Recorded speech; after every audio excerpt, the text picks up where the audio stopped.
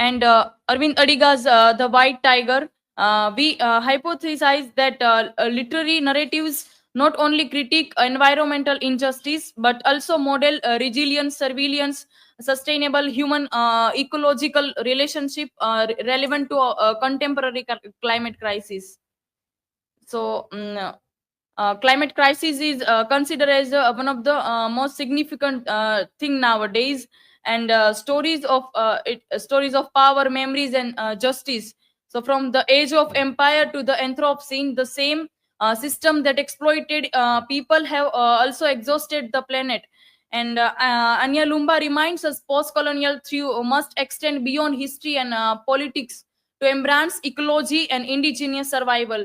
And within this expanded lens, literature become a witness, chronicling scars of colonial extraction, and imagining futures of repair and coexistence. So through these poems and novels and resistance narratives, writers transform climate changes from static into live human experience, a narrative of survival shared by both people and on the earth.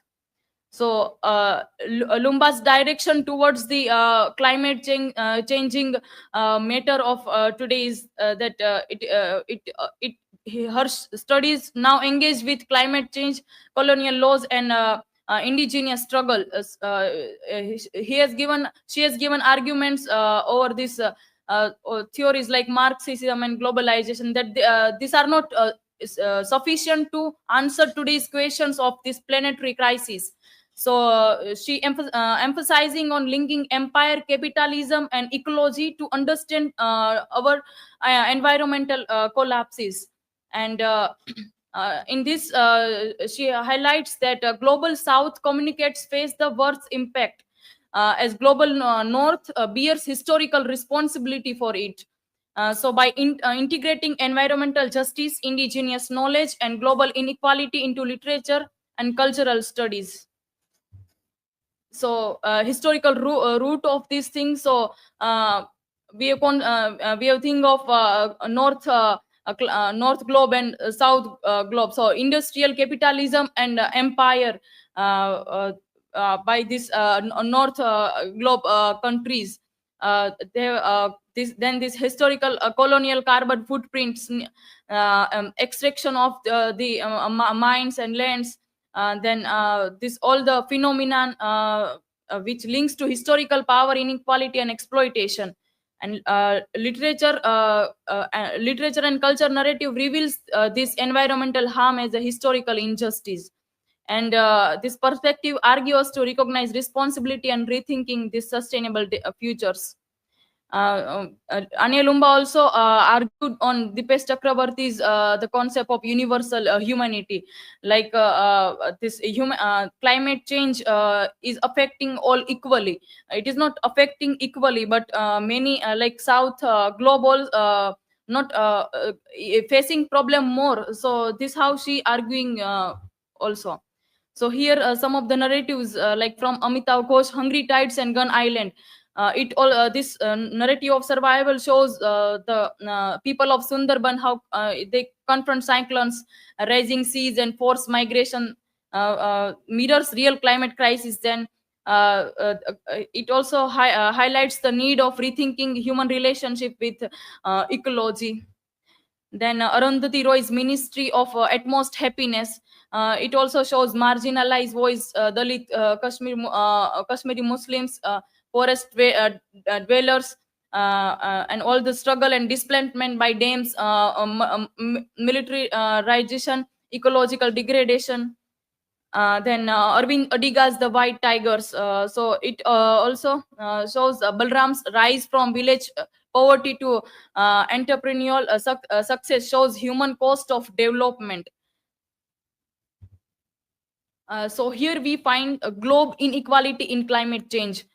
So approximately North Globe is around 50 percentage of responsible for historical emission. and also enjoys prosperity from the fossil fuels, whereas this south globe is suffer the most from this climate disaster, from floods, droughts, heat waves, and all these things. For example, here 135 5 million people could not be driven into poverty by 2030 due to climate change. uh, Now, inclusion, justice, and the role of policy. So it needs the needs for inclusive climate policies. Global south voices must be guide climate action. Instruments like green climate fund aims for equitable north south collaboration. Then narrative and stories that shows human impact, emphasizes urgency and survival. Then actions is also critical for this matter. So here I have taken data from the NASA's website, that how the Earth's globe temperature in 2024 was 2.3 degrees Fahrenheit warmer than the 20th century baseline, 1951 to 1980. So this record shows the global temperature and the thing. Then glacier melting and floods and all this thing is happening to nowadays, as we are seeing in the news channels. Now, digital colonization and green divide. So it's environmental inequality is not just physical but also digital, like control of data, technology, green resources by global north. They are rich countries, so they can take steps further, but whereas south has to suffer more. And then this green divide, developing nations are left out of sustainable transition. So this reveals uh, issues. So way forward, we can take that broaden the frame, we should take this issue significantly. Then a human capability approach, we should focus on opportunity, freedoms. Then inequality exposure, who suffers the first, we should look after it. Inequality impacts, inequality in recovery, we should see all these things. Now, literature can play a major role here, like stories exposes how climate injustice and historical injustice implies voice of the marginalized.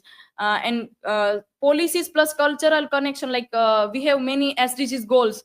SDGs 10, which talks about reduce inequality, and SDG 17, which talks about climate action. So by merging working together on this, we can take some steps also. And our shared responsibility is there. So as Anya Lumba rightly connect these things, but it's our responsibilities also to play role in this.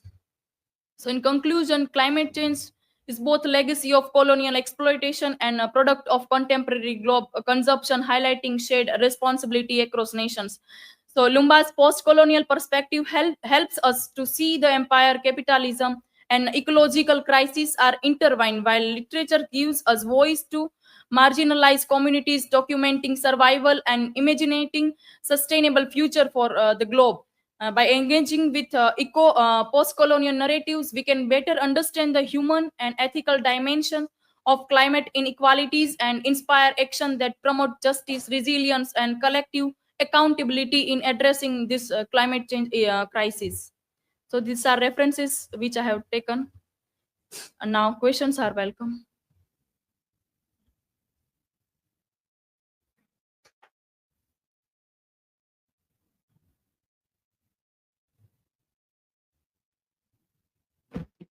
So my question is, what role do storytelling and fiction play in imagining sustainable future and environmental justice? So, as discussed earlier, literature gives us lens, or it is providing a mirror to the whole globe.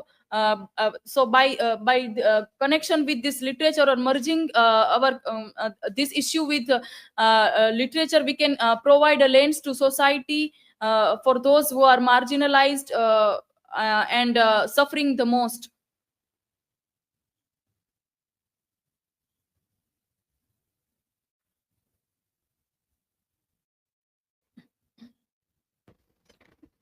So my question is, how do historical power structures influence contemporary environmental challenges in South Asia?